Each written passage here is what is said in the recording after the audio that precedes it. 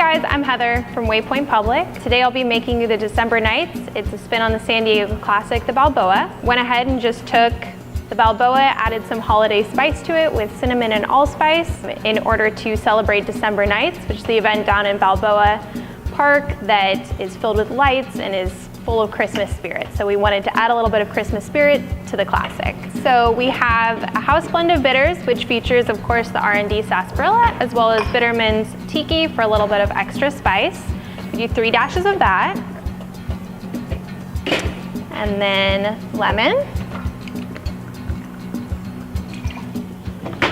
honey, and henna berry rye.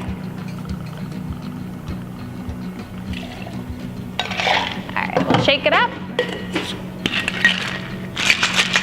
and strain it into a rocks glass. And garnish it with some nice holiday spices. We have cinnamon,